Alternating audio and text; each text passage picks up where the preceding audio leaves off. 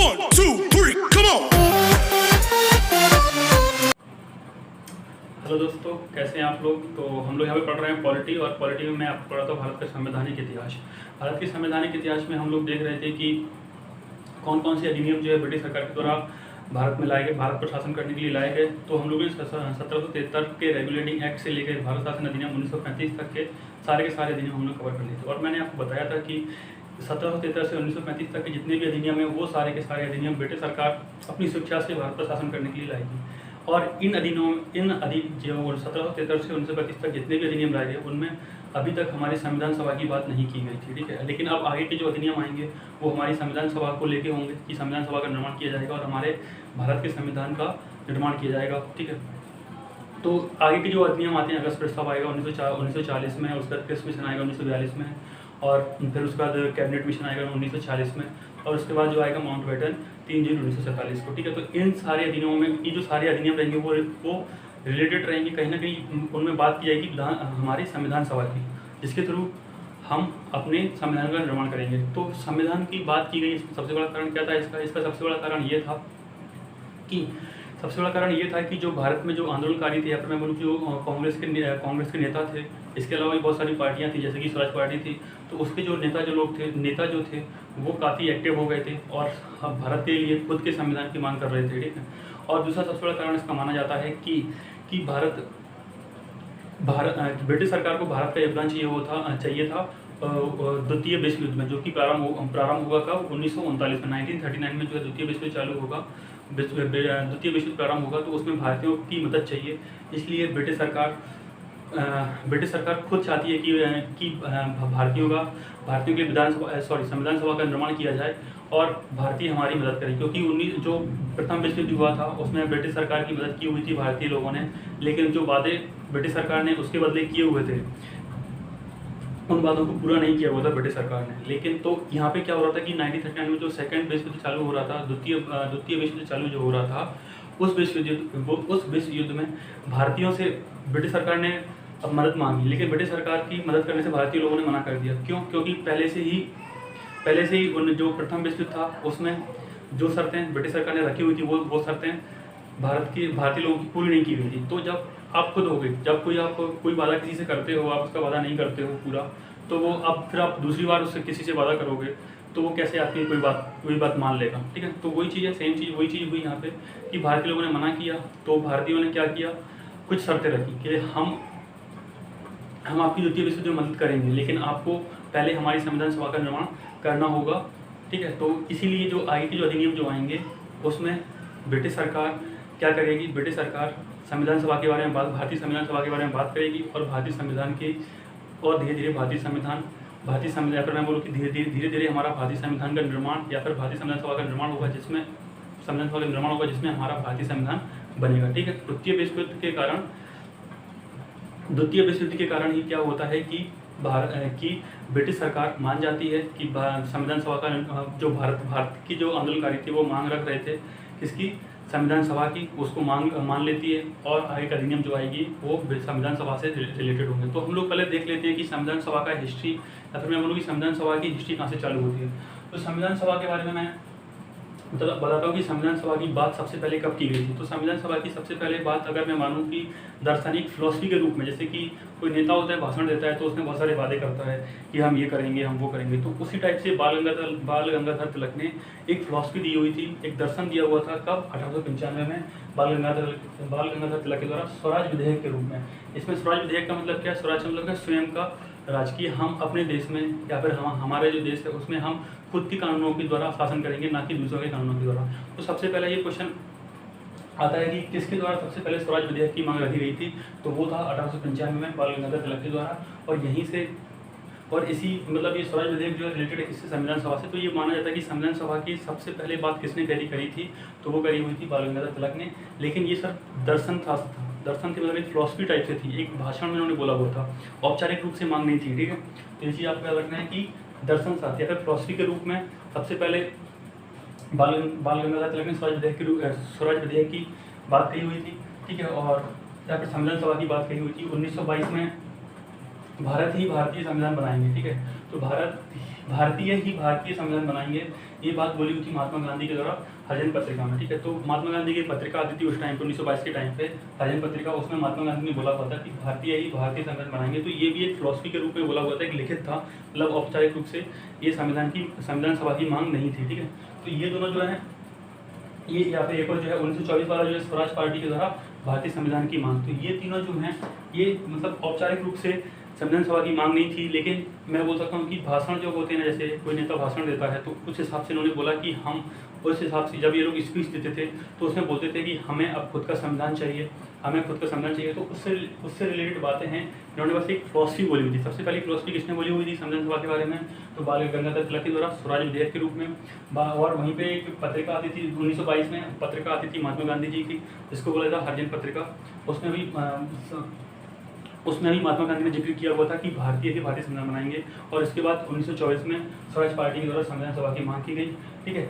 अगर अब मैं ये बोलूँ कि 1934 में एम.एन. रॉय के द्वारा पहली बार संविधान सभा की औपचारिक मांग, ठीक है। तो अगर ये क्वेश्चन आता है कि औपचारिक तौर पर सबसे पहले संविधान सभा की मांग किसने की हुई थी, तो एम.एन. रॉय के द्वारा ही सबसे पहले औपचारिक मांग, मतलब औपचारिक रूप से मांग किसने की हुई संविधान सभा की, तो वो थे कौन, 1934 में की गई थी एम.एन. रॉय के द्वारा। ये क्वेश्चन आता है कि एम.एन. रॉय के द्वारा औपचारिक रूप से या फिर औपचारिक रूप से किसने संविधान सभा की मांग की थी, तो वो थे एम.एन. रॉय के द्वारा, ठीक है। तो याद रखना, ठीक है। और इसके बाद 1934 और 1935 में कांग्रेस के द्वारा पहली बार संविधान सभा, जब एम.एन. रॉय ने मांग रखी संविधान सभा की, तो उसके बाद कांग्रेस के जो नेता थे उन्होंने भी मांग रखी संविधान की ब्रिटिश सरकार के सामने, ठीक है। तो 1935 में इसके बाद कुछ और देखते हैं। मैंने आपको बताया कि 1935 में कांग्रेस ने सबसे पहले 1934 में औपचारिक रूप से एम.एन. रॉय ने संविधान सभा की मांग रखी थी। औपचारिक रूप से सबसे पहले किसने रखी थी, एम.एन. रॉय ने, आपको याद रखना है 1934 में। उसके बाद 1935 में कांग्रेस ने मांग रखी संविधान सभा की। उसके बाद 1936 में क्या किया, जवाहरलाल नेहरू जी ने संप्रभु और व्यस्क मताधिकार के द्वारा संविधान सभा का निर्माण किया जाए, ऐसी मांग रखी। किसके द्वारा, संप्रभु तथा व्यस्क मताधिकार के द्वारा हमारी संविधान सभा का निर्माण किया जाए, ऐसी मांग किसने रखी थी, तो जवाहरलाल नेहरू रखी थी। कब, 1936 में, ठीक है। तो इन सब बातों को ध्यान में रखते हुए 1936 तक ये सब संविधान सभा की मांग रखी गई है। और इसमें क्या थे, हमारे जो कांग्रेस के नेता जो थे, या फिर मैं बोलूँ कि और जो स्वराज पार्टी थे और जो अन्य आंदोलनकारी जो थे वो बहुत ज़्यादा एक्टिव थे, ठीक है। और यहाँ तक, और इसका तो 1999 का द्वितीय विश्व युद्ध प्रारंभ हो जाएगा, ठीक है। तो अब जब द्वितीय विश्व युद्ध चालू हो जाता है, अब क्या होगा, द्वितीय विश्व चालू हो गया तो भारत की मदद चाहिए यूरोप, ब्रिटेन को, ठीक है, द्वितीय विश्व युद्ध में। लेकिन भारत की मदद कब करेंगे, जब उनकी मांगें पूरी होंगी। और उसमें और तो ये जो मांगें चल रही थी, इन मांगों को ध्यान में रखते हुए 1940 में अगस्त प्रस्ताव आता है, जिसमें पहली बार संविधान सभा की बात की जाती है, ठीक है। तो सबसे पहला कौन सा अधिनियम था, या फिर कौन सा अधिनियम था जिसमें ब्रिटिश सरकार के द्वारा हमारी संविधान सभा के बारे में बात की गई थी, तो था अगस्त 1940। उसके बाद क्रिप्स मिशन 1942 और उसके संघर्ष समझौता 1945। ये जो तीन अधिनियम जो है, ये जो तीन जो है सक्सेस नहीं हो पाए थे। क्यों सक्सेस नहीं हो पाए थे, इसका सबसे बड़ा रीजन ये था कि यहाँ पे कांग्रेस और मुस्लिम लीग के बीच में कांग्रेस और मुस्लिम लीग जो थे वो आपस में आपसी मतभेद थे कांग्रेस और मुस्लिम लीग के बारे में। और दोनों जो इनमें जो पॉलिसीज़ जो थी, अपने इनमें जो नियम जो थे, उनको लेके कभी कांग्रेस वाले खुश नहीं होते थे, कभी मुस्लिम लीग वाले खुश नहीं होते थे। तो इसलिए ये तीनों जो अगस्त प्रस्ताव, क्रिप्स मिशन और शिमला समझौता जो थे, ये तीनों के तीनों सक्सेस नहीं हो पाए। क्यों, क्योंकि मुस्लिम लीग और कांग्रेस के बीच में आपसी मतभेद के कारण, ठीक है। और इसके बाद जो आता है कैबिनेट मिशन 1940 आता है, और कैबिनेट मिशन 1940 द्वारा हमारी संविधान सभा का निर्माण होगा। तो हम लोग डिटेल में देखना है कैबिनेट मिशन 1946, ठीक है। तो हम लोग देखते हैं कैबिनेट मिशन। तो अब हम लोग देखते हैं कैबिनेट मिशन जब आया था तो उस टाइम पे प्रधानमंत्री कौन थे, तो क्लेमेंट एटली थे, ठीक है। तो 1945 तक विश्व युद्ध हुआ। 1945 का जब चुनाव हुए तो वहाँ पे जो चर्चिल दूसरी पार्टी के जो प्रधानमंत्री थे, और एक जो एटली जो है वो थे लेबर पार्टी के कैंडिडेट थे। और शायद लेबर पार्टी के कैंडिडेट ये थे एटली, और जबकि वो जो चर्चिल जो थे वो दूसरी पार्टी के कैंडिडेट जो पहले प्रधानमंत्री थे। तो इसमें जो चुनाव हुआ ब्रिटेन में, तो उसमें जीत किसकी हुई है, तो वो हुई थी लेबर पार्टी की। और किसको प्रधानमंत्री बनाया गया, वो बनाया गया क्लेमेंट एटली को, ठीक है। तो चर्चिल जो थे, मतलब चर्चिल जब तक प्रधानमंत्री रहे थे ब्रिटेन के, तब तक उन्होंने कभी भी भारत के संविधान सभा की मांग को नहीं माना, या फिर मैं बोलूँ कि संविधान सभा के बारे में बात की, लेकिन उस पर इतना ज़्यादा फोर्सफुली उस पर एक्शन नहीं लिया, और इसीलिए शायद अभी तक भारत की संविधान सभा नहीं बन पाई थी। लेकिन एटली जो है वो थोड़े से अच्छे थे, या फिर मैं ये बोलूँ कि मतलब वो भारत की स्वतंत्रता चाहते थे, या फिर मैं ये बोलूँ कि भारत में संविधान सभा का निर्माण चाहते थे। तो उन्होंने इस पर थोड़ा एक्शन लिया और भारतीय संविधान सभा के लिए कौन सा मिशन भेजा, कैबिनेट मिशन की स्थापना की, जो 24 मार्च 1946 को भारत आया था। ठीक है, तो ये याद रखना है कि कौन था सब उस टाइम में प्रधानमंत्री, एटली थे। इसके पहले प्रधानमंत्री कौन थे, चर्चिल थे, जो कि द्वितीय विश्व युद्ध के कारण, द्वितीय विश्व युद्ध जो हुआ था उसके कारण शायद उनकी हार हो गई थी वहाँ पे। ठीक है, लेकिन कौन सी पार्टी से थे याद रखना है, तो वो थे लेबर पार्टी से थे एटली। ठीक है, 3 सदस्य जो थे इसमें, मतलब कैबिनेट मिशन के थ्रू भारत आएंगे। कौन कौन थे, पैट्रिक लॉरेंस, ठीक है, और AB अलेक्जेंडर और स्टेफर्ड पेज। ठीक है, तो 3 लोग आएंगे। कौन कौन आएंगे, पैट्रिक लॉरेंस, अलेक्जेंडर और स्टेफर्ड पेज। ठीक है, तो ये याद रखना कि पैट्रिक लॉरेंस जो थे, ये अध्यक्ष थे। अध्यक्ष कौन थे, ये आता है कि अध्यक्ष कौन थे, तो अध्यक्ष थे ये, इसके अध्यक्ष थे। कैबिनेट मिशन के अध्यक्ष कौन थे, तो लॉरेंस जो थे वो कैबिनेट मिशन के अध्यक्ष थे। इसी के साथ ही ये भारतीय सचिव, हमारा जो सचिवालय था वो वहाँ पे, जो ब्रिटेन में सचिवालय था उसके भारतीय सचिव भी थे लॉरेंस इसी टाइम पे। अलेक्जेंडर और क्रिस्ट के 2 अन्य लोग आएंगे इनके साथ। ठीक है, 24 मार्च 1946 को भारत आया। ठीक है, क्रिस्ट में कैबिनेट मिशन और भारतीय संविधान सभा का गठन किया गया। ठीक है, तो ये याद रखना कि सबसे पहले हमारे संविधान की जो ब्रिटेन ने या फिर ब्रिटिश सरकार ने संविधान सभा की बात की थी, वो की थी कौन से दिन, अगस्त प्रस्ताव 1940 में की थी। लेकिन हमारी संविधान सभा जो बनी वो कौन से दिन में थी बनी, वो बनी थी कैबिनेट मिशन 1940 के दौरान। ठीक है, याद रखना, 2 क्वेश्चन अलग क्वेश्चन है दोनों। ठीक है, तो इसके थ्रू कितनी सीटें थी, टोटल 389 सीटें थी। ठीक है, तो इनको कैसे बांटा गया, ठीक है, 389 सीटें थी, तो 292 या फिर 292 जो सीटें थी वो राज्य प्रांतों के लिए, 4 जो थी वो चीफ कमिश्नरी क्षेत्र के लिए, 93 देशी रियासतों के लिए। ठीक है, अब 292 सीटों को कैसे बांटा गया था राज्य प्रांतों में, तो 292 सीटों को कैसे बांटा गया था कि हर 10 लाख की जनसंख्या पर एक कैंडिडेट आएगा। ठीक है, और इन 292 सीटों में भी क्या किया गया था कि मुस्लिमों के लिए अलग सीटें थी। ठीक है, मुस्लिमों के लिए अलग सीटें थी, सिखों के लिए अलग सीटें थी और सामान्य सीटें अलग थी। तो शायद वो आगे आपको याद ही रखना है, लेकिन फिर भी अगर याद रखना है तो 213 सीटें जो थी वो सामान्य वर्ग के लिए थी और मुसलमानों के लिए 79 सीटें थी, जबकि मैं बात करूँ सिखों के लिए 4 सीटें थी। ठीक है, 4 सीटें रिजर्व थी यहाँ पे। ठीक है, तो 389 सीटें जो मैंने आपको बताया कि 389 जो सीटें थी वो कैसे डिसाइड की गई थी। 389 सीटें हर 10 लाख की जनसंख्या पर एक कैंडिडेट आएगा। ठीक है, तो उसमें इनको 389 सीटों को बांटा गया कैसे, 292 4 चीफ कमिश्नरी क्षेत्र और 93 देशी रियासत। तो देशी रियासत 93 हुए। ठीक है, और 4 चीफ कमिश्नरी क्षेत्र थे और क्या था 292 राज्य और प्रांत। तो इन जो 292 जो सीटें हैं, इन सीटों को भी क्या किया गया था, 3 भागों में बांटा गया था, सामान्य वर्ग में, मुस्लिम वर्ग में और सिख वर्ग में। उनकी सीटों को याद ही रखना है, इतना काफ़ी है। ठीक है, ऐसा ये हो गया। अब इन पर चुनाव होंगे। ठीक है, तो आगे देखते हैं चुनाव। तो हम लोग देखते हैं कि आगे चुनाव किस टाइप से हुआ है। तो चुनाव कैसे हुआ, जैसे हम लोग देखते हैं कि राष्ट्रपति का हमारे यहाँ पे अभी राष्ट्रपति जी का जो चुनाव होता है उसमें क्या होता है, हम लोग तो वोट देते नहीं हैं, लेकिन जैसे हम लोग जो है MLA के लिए वोट देते हैं। ठीक है, और सांसद में जो संसद होते हैं, ठीक है, तो वो लोग वहाँ पे जाके वोट करते हैं। ठीक है, हम लोग डायरेक्ट वोट नहीं करते। तो ये यहाँ पे चुनाव भी उसी टाइप से हुआ था कि जो प्रांतीय विधान परिषद थी, हर प्रांत में क्या थी, प्रांतीय विधान परिषद थी। ठीक है, तो उन प्रांतीय विधान परिषदों से सदस्य गए हुए थे, उन सदस्यों ने वोट किए हुए थे।